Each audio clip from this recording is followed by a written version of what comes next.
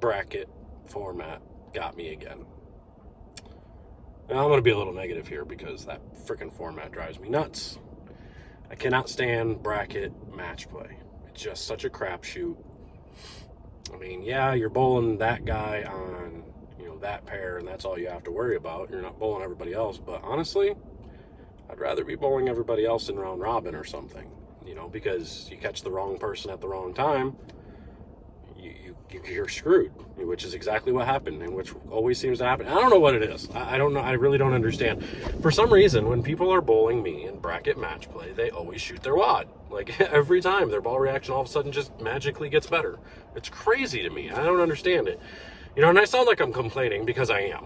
I'm complaining because it was just, I bring out the best in people for some reason. It's like, oh, I'm bowling JR. I have to beat him, which, like, why can't, I've bowled this event probably 4 or 5 times now.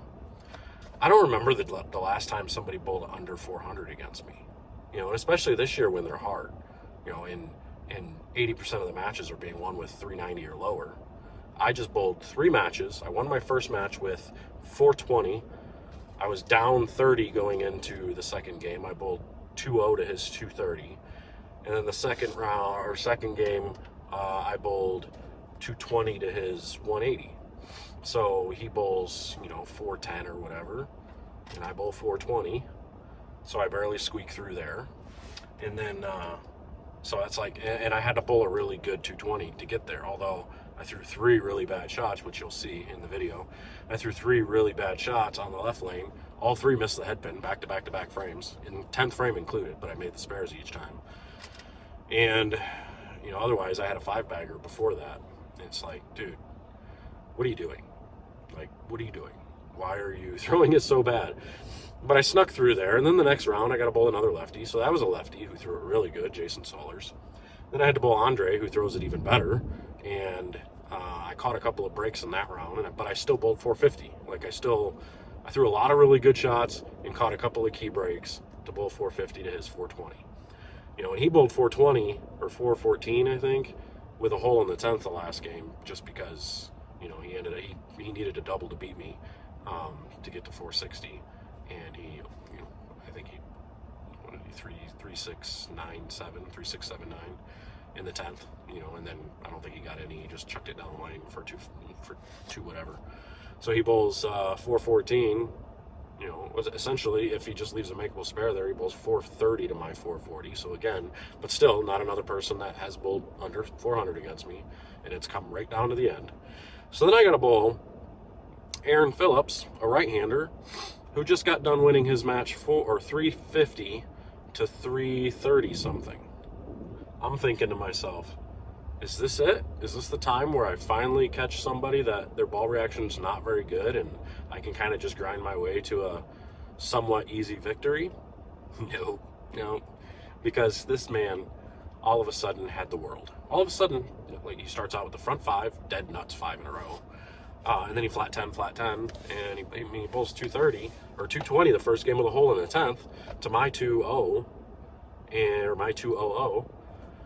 And he bowled, his ball reaction was 500. He had ball reaction to shoot 500 to average 250. And then he bowls 230 the next game.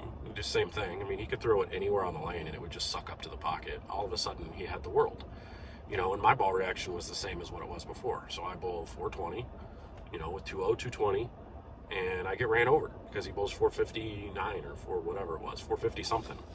And it's just so frustrating because it's like, now, if I'm a betting man, I'm going to bet he's going back in there and probably shooting, 370 or worse the next, and I hope not. I hope he proves me wrong. I hope he ends up winning. That'd be great. So, update.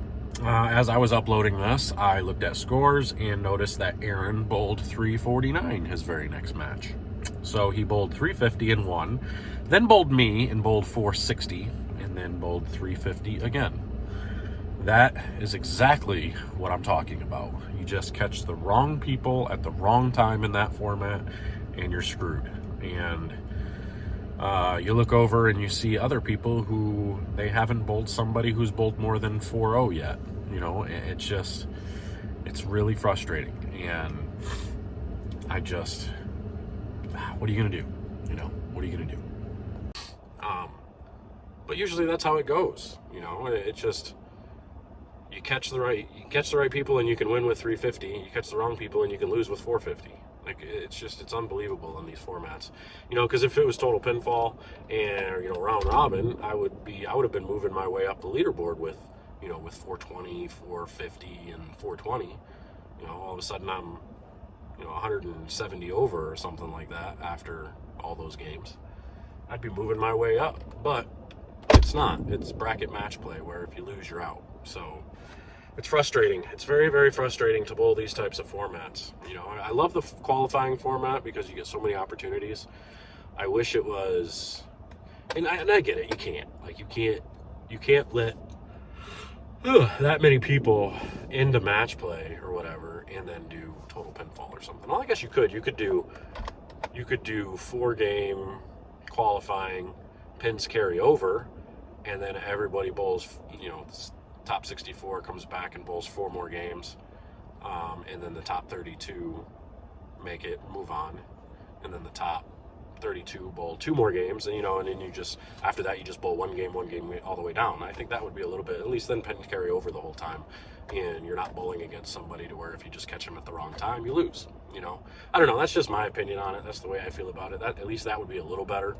You know, it does suck, but then you have opportunities to put up a good enough score to where you can be towards the top. That entices people to keep bowling more squads rather than to just try to make the cut for match play. It entices you to bowl, even if you've got a good enough number to get in the top 64, you probably want to get a good enough number to be in the top, you know, 16. So that way it makes it easier to get to that top 4 eventually or something. I don't know. You know, that's just the way I see it. So, you know, I threw an awful lot of good shots mixed in with an awful lot of bad shots today. But, you know, my ball reaction was a little better today, but I didn't execute as well as I'd like. Didn't feel great, but you know what? That's okay. Didn't make money on the weekend because I bought the Rambo and I didn't qualify very well. You know, so this was about a $700 trip, and I got $600 back. So I'm gonna lose money on the weekend because of it. But yeah, I mean, it is what it is. I got Columbus next weekend, another big event, bowling on another flat pattern, a lot of volume. So we'll see what happens there. Practice a little bit this week. Shop opens back up tomorrow, so we'll practice a little bit more and see what we can come up with. So I don't know. I got some balls to drill. I got some reviews to do this week. You know, I got a lot of stuff to get done. The camper's already ready to go. Some few things that I want to change on it, get ready. There are a few spots that need to be fixed in certain areas that I noticed after we had it in movement. There were some areas that shifted a little bit that I have to fix up. So, yeah, we got a good week coming up. We got a long week of practice and drilling balls and doing reviews and all that stuff. So if you're in the area, make sure to swing by Waterford Lanes. Come see me. If you want to drill a ball, get ready for some tournaments or something, then we will be there. But otherwise, I'm going to get out of here, and I will probably see you guys tomorrow.